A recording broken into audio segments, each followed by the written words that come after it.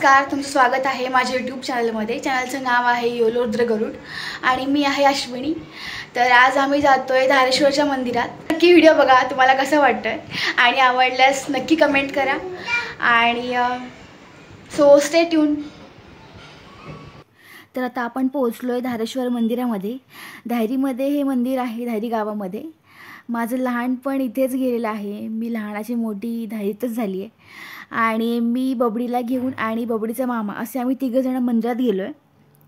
आणि त्याला चालायची किती हौस बघा, त्याला पायरी पण चढता येत नाही आहे, पण तो इतका प्रयत्न करतोय। ठीक आहे म्हणत, चल बाबा तूच।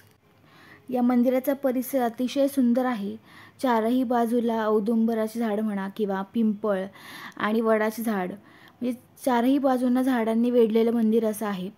आणि मंदिराच्या पायऱ्या चढून गेल्यावर दोन्ही बाजूला भरपूर सावली आहे आणि तुम्हाला खूप प्रसन्न वाटेल। तुम्ही नक्की भेट द्या।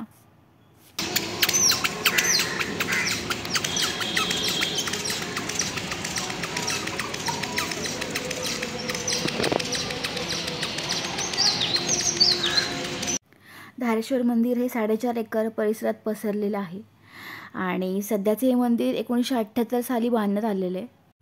आमच्या आधी बबडीला जास्त घाई झाली आहे मंदिरात जाण्याची आणि सगळ्यांच्या पुढे पुढे पळतोय बघा।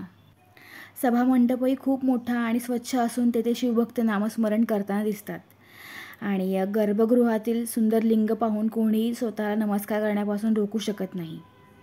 आणि तांब्याच्या भांड्यावरून शिवलिंगावर सतत पाण्याचा प्रवाह चालूच असतो। असं म्हणतात जैतुजी बाबांच्या शिवभक्तीतून हे आसन निर्माण झालेले आहे आणि मंदिरात दररोज सकाळी 6 वाजता पूजा व अभिषेक केला जातो आणि सायंकाळी 7:30 वाजता पूजा व आरती होते।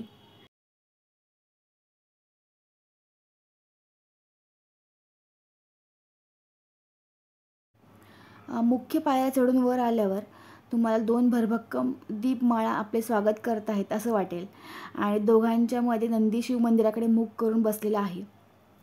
सगळा परिसर पाहताना प्रसन्न वातावरण आपल्याला सतत जाणवेल।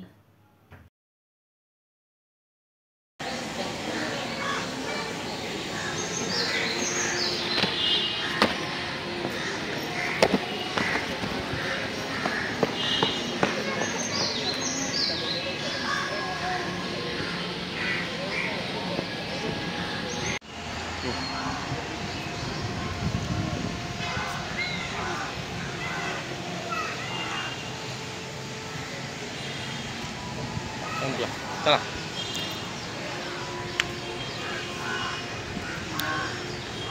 किती छान वातावरण आहे बघ, नाही का?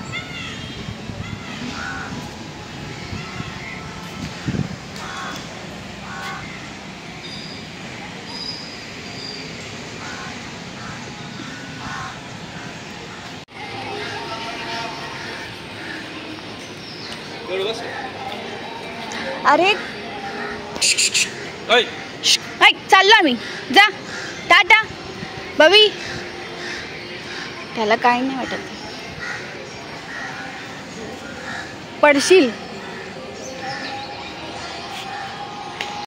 मी आणि माझा भाऊ जेव्हा आम्ही खूप लहान होतो तेव्हा या मंदिरामध्ये सारखं यायचो आणि खूप खेळायचो। आणि जेव्हा वटपौर्णिमा वगैरे असेल तेव्हा आम्ही आमच्या आईसोबत पण यायचो। इथे इतकी गर्दी व्हायची। हे वडाचं झाड जे आहे तेव्हापासून आहे आणि ते अजून पण खूप सुंदर झाड आहे।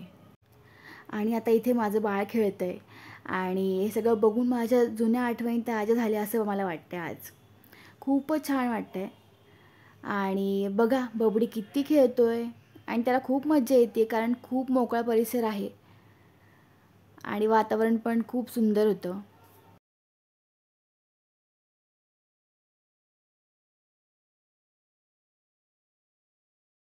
दत्ताच्या मंदिरापासून थोडंसं पुढे चालत गेल्यावर स्वामींचं केंद्र आहे आणि संपूर्ण परिसर अतिशय प्रसन्न आहे आणि इथे आमचा छोटू खेळतोय।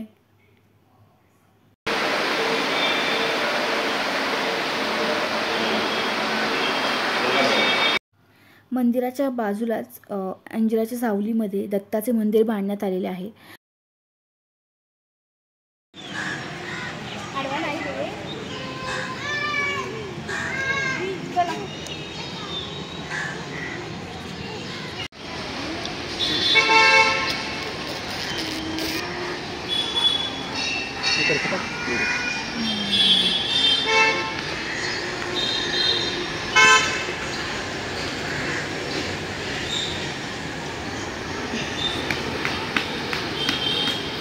आता इथून जर पाहिलं तर डाव्या साईडला जे आहे शनी मंदिर आहे.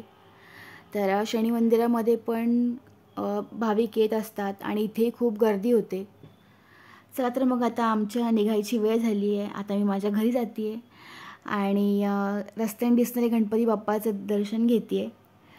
सो आजचा व्लॉग तुम्हाला कसा वाटला हे नक्की मला कमेंट करून सांगा आणि धारेश्वर मंदिर कसं वाटलं हेही मला सांगा आणि नवीन असाल तर चॅनलला सबस्क्राईब करा. थँक्यू सो मच व्हिडिओ बघितल्याबद्दल. भेटूया पुढच्या व्लॉगमध्ये. थँक्यू.